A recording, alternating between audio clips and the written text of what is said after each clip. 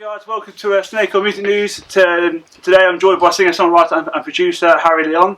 How's it going, mate? You alright? Alright, mate, you? Yeah, not too bad, not too bad. So how did you first get into music and what made you pick up the guitar? I probably originally just being a fan of bands. Yeah. Like, having seen, like, I think probably when I was about 10 or 11, seeing people with guitars, I was like, I want to have a guitar. You want to give it a go? Well, it just looks cool, doesn't it? And then you get sucked into it, and then I think I found the music a little bit more, I don't know, interesting than I thought I would. I thought I just liked the idea of playing guitar and be like, yeah. I'm on stage. Yeah, exactly. And then, I don't know, I just started writing songs, and I think after that, everything follows. Once you start making your own music, the rest of it kind of just becomes, I don't know, just a part of it. You started writing songs since the age of 8, I believe. So, what made you? When did it come apparent to you that this is the sort of path that you wanted to go down and decide to do? I don't know. That's hard. I think, with any songwriter, when you start writing songs, you don't always. You write them just for the love of doing it, and you don't write them thinking, oh, they're going to do this or whatever. And certainly the ones when I was like 8 weren't going anywhere. But I think it was when I was in my old band RedFaces and we had a song called Katie Come Home. Yeah. And I was like, yeah, it's alright. And then loads of people were like, that's really good. I was like, is it? Is it like it's alright, but I don't think it's amazing. And then we had a bit of success with that, like relative success on like Spotify and stuff. And I think that's when I was like, okay, I think I'm alright at this. Like, I think I'm okay here. That's when I first had a bit more confidence in what I was doing. You're right, yeah. You mentioned your band Red Faces there.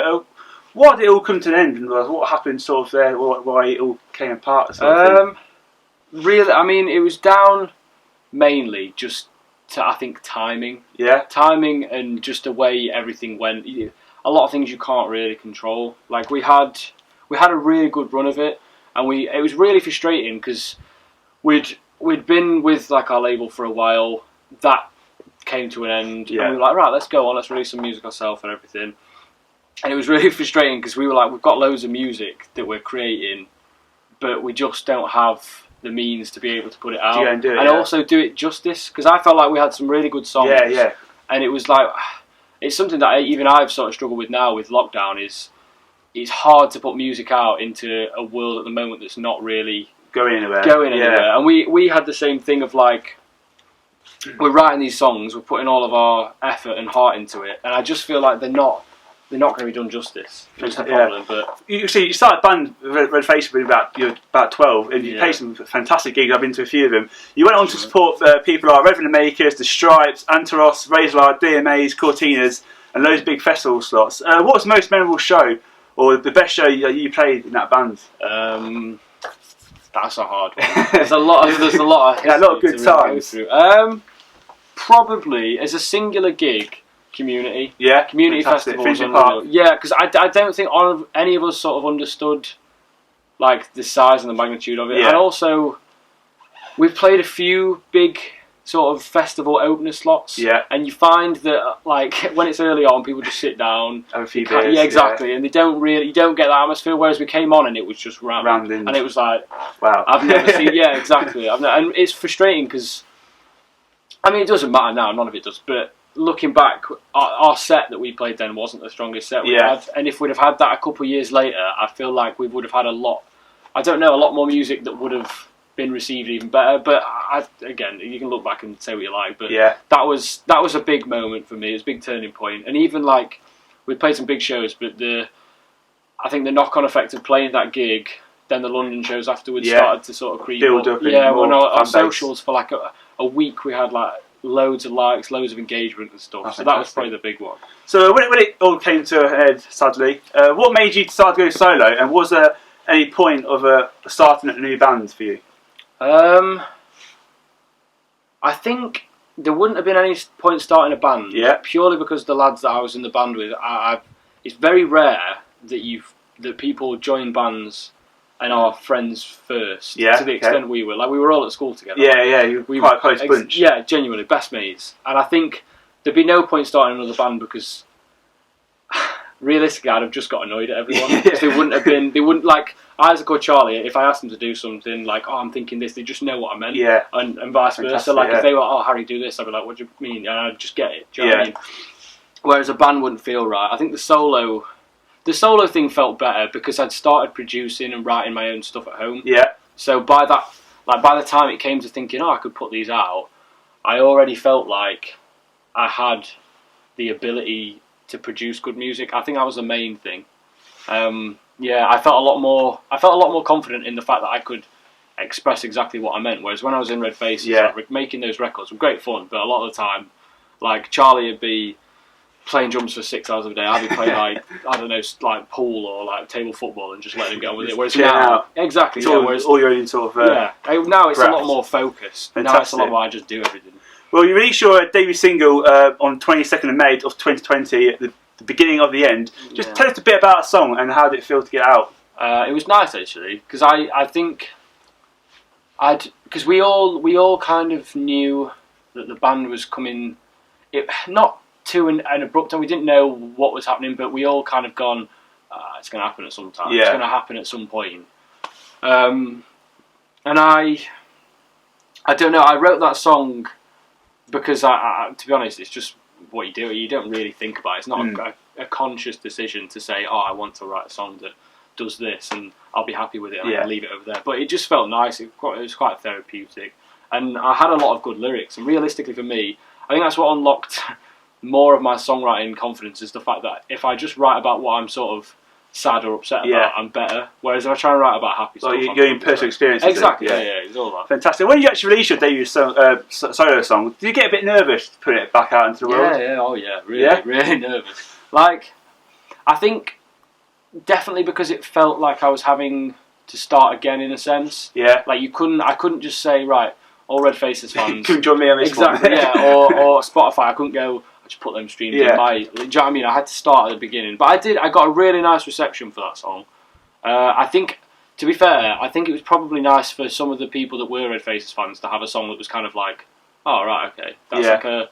Not an explanation, because there's no explanation to be had. It's a nice chapter to sort of end the page on. It was a nice, it was a nice just end note, if you know what I mean, which I quite liked, and I was really happy with the comments and response I got. Fantastic. You released your second single, Gemini, on June 26th of 2020, which is my personal favourite of yours so far.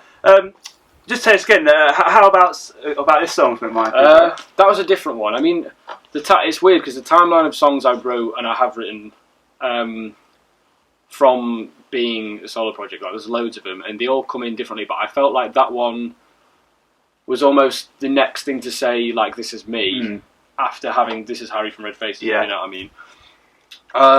It was mainly because, like, my girlfriend just rinses me for being a Gemini or whatever. She's like astrology and all that, and it's not like, I don't believe in it all, but I think there's an artistic kind of twist to be taken from it, and it was really useful for me lyrically to just be like, I don't know, it's almost like just a book of content to go, I'll take that.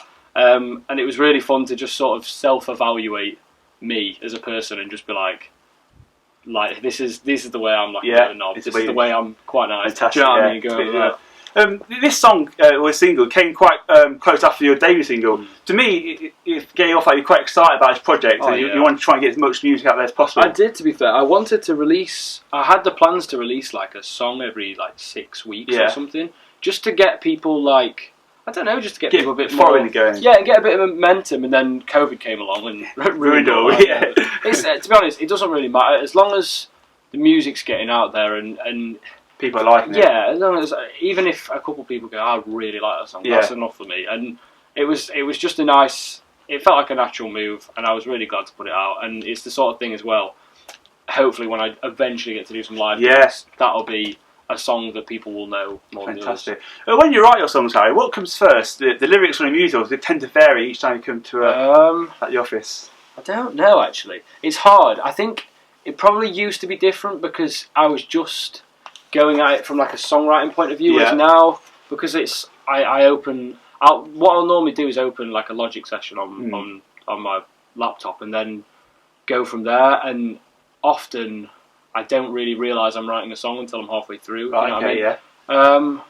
I have a million voice memos on my phone, which is just me going. That's new day and age songwriting, I guess. Genuinely, that tool on my phone is. I've absolutely rinsed it with the stuff. So I think either or. It's 50-50. I'll either have a lyric that I go, I really like that. I want to write a song about that. Like Gemini. I really like this idea of it being called Gemini. Everything that encompasses it. Here are a couple like lyrical ideas, and I'll go from there. Whereas beginning of the end was a lot more like, this is what I want to write a song about, and I had the little in my head, and I was like, I'll go with that. So when you come to write your songs, what sort of acts influence you when you're writing? This is probably a harder question to answer than it would have been 2 years ago. 'Cause 2 years ago I would have been like, Strokes. Now there's just so much more. I think I just want to get better at songwriting and better at production and get to the point where I feel really confident I've got a strong style. Yeah, exactly. Yeah, so I think if anyone's trying to do that, you just have to listen to those. Yeah. I delved into pop a lot more than I ever have done, and I think a lot of my music now is a lot more indie poppy. Yeah, indie poppy. It's that kind of, I don't know. It's got the electronic element of it. I started listening to Tame Impala first. I think that was the first band where I was like, okay, because Currents came out, and I'd listened to Lonerism and In a Speaker and kind of gone, yeah, they're cool. And then I really liked Currents because I felt it just defined. It's one of those albums that just defined a period of time. So that was probably the first thing that I listened to that made me go, yeah, I want to do this. And then even people like Dua Lipa, that album, Future Nostalgia, I thought, stuff like that. But it ranges. The problem is, I'll always come back and then I'll end up writing like a really guitar-y indie Strokes-esque song because I can't really help it. Now you're a solo, and has the writing changed from writing as a solo as to writing as a band, as a part of a band? Yeah, it has. Definitely has. Weirdly, I'm more productive. Yeah. I'm a lot more productive. Before, I don't know. It wasn't anything wrong with like the writing process between like me and the guys in the band. Yeah. I think I was just a little less confident. I mean, I was younger as well. Like 2 years younger. Like, now, having learned a lot of what I learned in terms of writing in the band, I think I then just sort of gave myself the confidence to do it better, more, quicker, just developing a better process of songwriting, really. Fantastic. And also, I think ending the band massively inspired me. Not, to be honest, it's probably the biggest silver lining of it all. Yeah. I had, 10 songs just off the back of being like, oh, I'm sad my band. You released your first single, My Kind of Heaven, on October 2nd. Just tell us a bit about this song and how this one came about, please, Harry.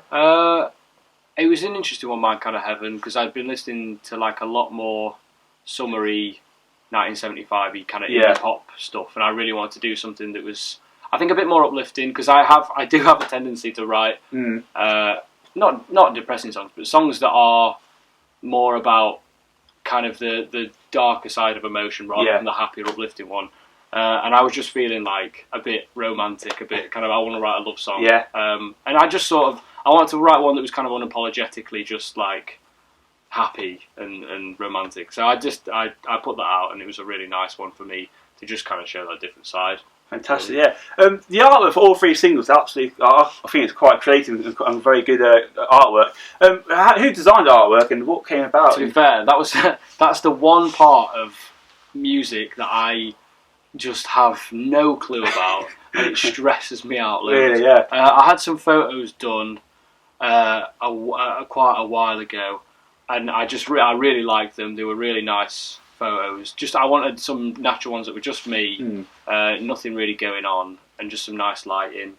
And I just wanted them to be quite honest photos, really. And then I just took the little logo. And you just sort of it was paid around a bit. Yeah, genuinely, it was a bit of a makeshift job, but it looks nice. It did look. I think all three of them. It's like a nice little trio there, and it all that's what I went for. Collective of songs. That was quite good. That was my idea as well for when I do the next one. I don't want it to be that. I want that to be the kind of chapter of this is the three, and then post-COVID next era sort of thing. Yeah, that kind of thing. So as an artist, do you feel it's important to have good, catchy album artwork? Yeah, definitely. Yeah, it's definitely it's something I wish I knew more about, and I wish I was more of a talented visual artist. Yeah. I just wish I had a bit more knowledge about it because it'd make things a lot easier. It's definitely something that makes a difference. With RedFaces ones, they were quite cool because they were like a pop arty kind of idea, and they worked, and they were kind of, that's the style, and they work. And even even if half the ideas don't really make sense and you're like, why is that on there? it at least catches your eye. I've got a mate called Ali who does a bit of art. Yeah. And he lives in Manchester as well, and I think he showed me some of his, and he's got a really distinctive style, so I think he might do something for me in the future, which is nice. Genuinely, if he can do the job for me, I'll make it a lot easier. The one less for you in it, so... yeah. So 2020 was a bit of a shit year for everyone, of course, the pandemic and that, but for you, did you feel it was quite a success, obviously, like rebuilding and get your name out there?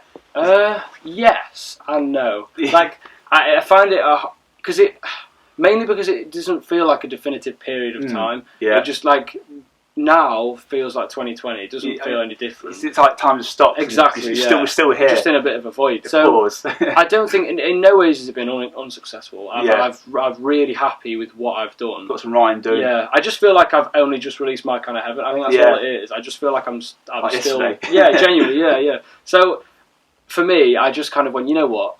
I think everyone's had to do it. You just sort of say, calm down, let COVID pass, and then afterwards try and build some momentum again. So you haven't played a gig yet as a new project. It's horrible. I bet you're dying to get out and play.